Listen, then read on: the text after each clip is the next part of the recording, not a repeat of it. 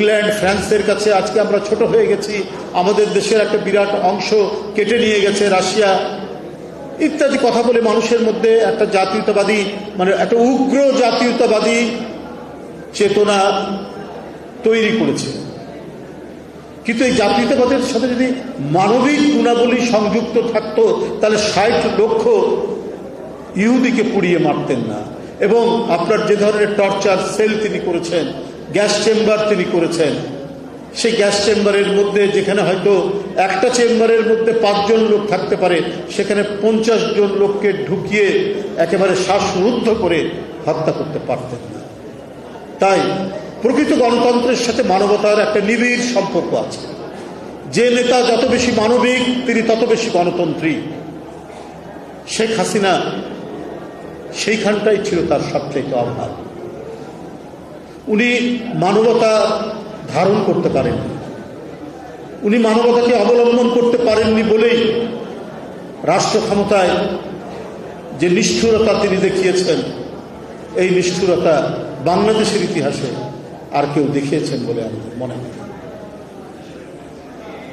আজকে তিনি ৫ই আগস্টের পর থেকে না, তার আগে আমরা বিএনপি পরিবার এই রুম্মনের এবং মিথুনের নেতৃত্বে যে প্রতিষ্ঠা করেছিলেন, এটা কিন্তু ৫ই আগস্টের আগে এবং তারও আগে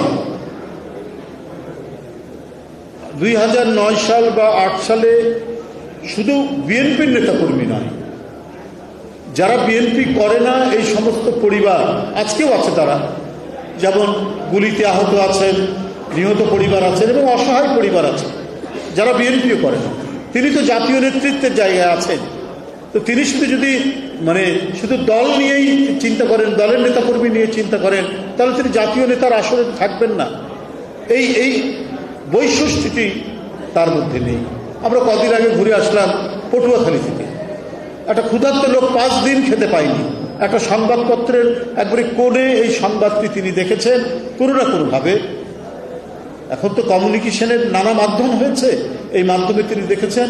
আমরা বিএনপি পরিবারকে সেখানে পাঠিয়েছেন। আসলেই দেখি যে 5-6 দিন কিছু খেতে পারেনি, তাদেরকে সহযোগিতা দেওয়ার জন্য তিনি পাঠালেন। আমিও গিয়েছিলাম তাদের সাথে। তারা বিএনপি করে না। এই যে জাতীয় রাজনীতির একটি কেন্দ্রবিন্দুতে থেকে গোটা জাতিকে তিনি অবগাহন করতে পেরেছেন তার হৃদয়ের মধ্যে, এটাই জাতীয় নেতৃত্বের একটা বড় বৈশিষ্ট্য নিয়েই যারা তারেক রহমান কাজ করছেন।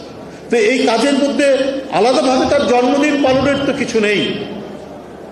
তার সমস্ত যে কাজগুলো, এই কাজগুলো যেভাবে তিনি করছেন এবং এর যে অব্যাহত ধারা থাকতে পারে, তার প্রতিটি দিনই হবে জন্মদিনের মতো। এই কাজগুলোই হবে তার জন্মদিনের কাজ। আলাদা করে কোনো উৎসব বা আয়োজনের দরকার নেই। এর মধ্যেই তিনি পৌঁছে যাচ্ছেন মানুষের মধ্যে, মানুষের কাছে।